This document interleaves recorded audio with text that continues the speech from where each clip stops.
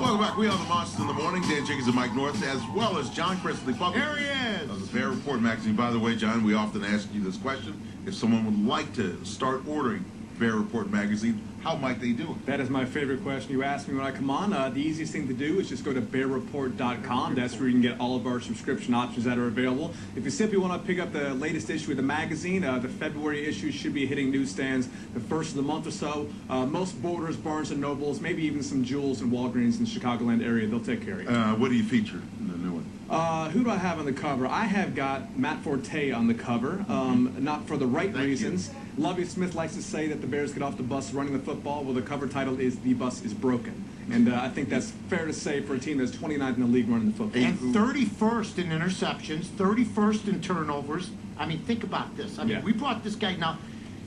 Jay Cutler comes in. The hype was ridiculous, and I hope everybody finally learned their lesson. When we get a new guy in, just let the thing play out. We're all guilty. We're all guilty. Is he Jeff George?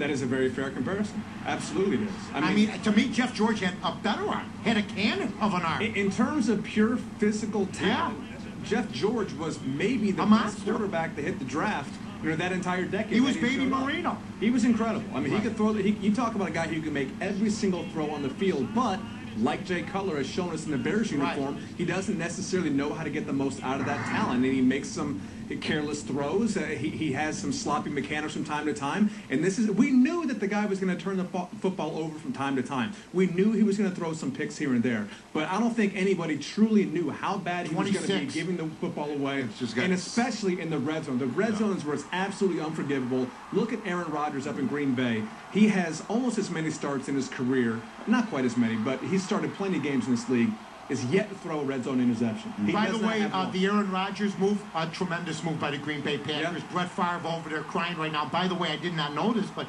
in that same situation because of the draft, they got Clay Matthews. Yeah. They got Aaron Rodgers and Clay Matthews. Yeah. Are you kidding me? I wanted to get back to the guys who are staying and who's going. I got three guys staying, Jigs. All right, who? I got Robbie Gould, I got Brad Maynard, and I got Pat Manley. You make the call. Special teams taking care. Isn't everybody up for really? I mean, those three are solid. Yes, according to Mr. Angelo, everybody's up for review, and money is no option. His words. Let's look at the defensive line real quick. Who do you see coming back there? Ooh, you know Alex.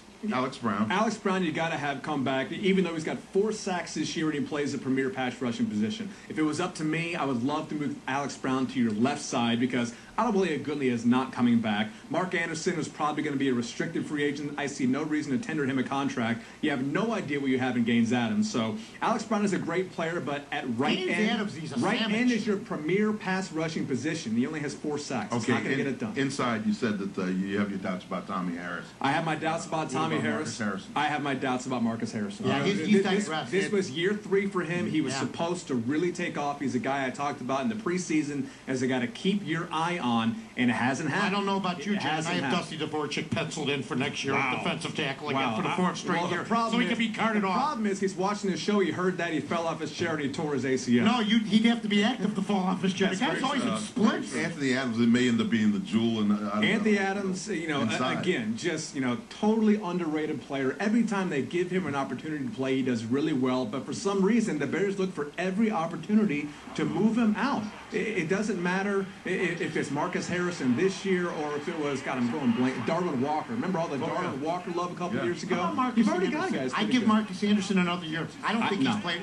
No? Mark Anderson is a you got to have some people. Who are you going to keep? Mike, he's a pass rushing specialist. All right. As a rookie in 2006, he gave you 12 sacks. Since his rookie year, he has played 3 full seasons, and he has 7, 8 sacks. Oh, Alex Brown has 4 this year, and he plays, and I love Alex. But Alex Brown had what?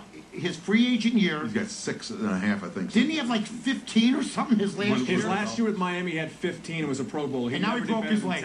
Here in Chicago. Linebacker crew probably going to stay about the same. Probably going to stay about the same. Defensive backs. Defensive backs, boy, you can... I don't want to see Zach Bowman again. I'm sorry. I can't take it. You know, going into yesterday's play, believe it or not, there's only 7 players in the entire NFL that have more interceptions than Zach Bowman. And how many? It's hard to say. And how many players have more touchdowns given up than Zach Bowman? Not a stat we keep asking. Absolutely. But I think there is talent with Zach Bowman. I think he will get better. The problem is, I still want to move Charles Tillman to free safety. I mean, free safety is such a linchpin position. Wait, you don't have enough corners. Yeah, he's getting rid of everybody. Oh, I agree. You have to find some corners. You have to find, that's all. You have to find some corners, but in this system, you've got to have safety. But we have no draft picks to get these guys. What are we going to do?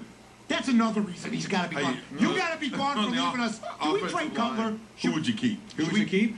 I would probably move Josh Beekman inside and to make him your center right now. I mean, he's proven he's a decent guard at best. Beekman at center. Beekman is center. I think you have to find another guard. There is, I mean, the Franco Miel situation is disaster. You're just fine with Roberto Garza. You can squeeze another year out of him a right guard. But you've got to find yourself. We're looking at the Cleveland Browns. Chris Williams. Chris Williams is going to be your left tackle. I think you're okay with Williams and Schaefer. I think you're okay with Williams and Schaefer, and I would be just fine with Owen Yell as swing tackle.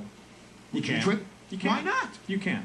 Not with 20-some. You can't do it. But wait, there's not enough egg on the face of the guys up at Hallis Hall right now. You have 1 year. You give away two first-rounders, and then you ship them out for a 2. Get them back. Get our draft picks back. You can't. You can't. Denver's like, no. We don't have to trade them back to Denver. There's teams that, hey, Seattle could use Jay Cutler.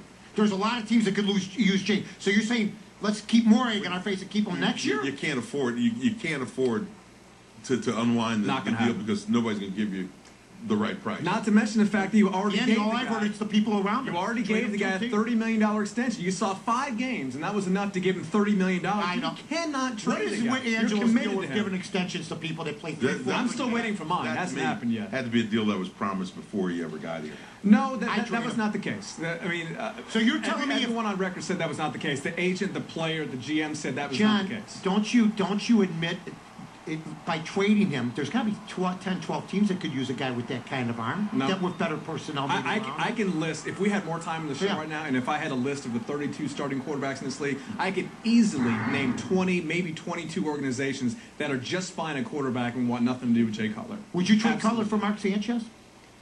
Would I trade Cutler for Mark Sanchez? If that's a straight-up deal in a fantasy football world? No, not fantasy.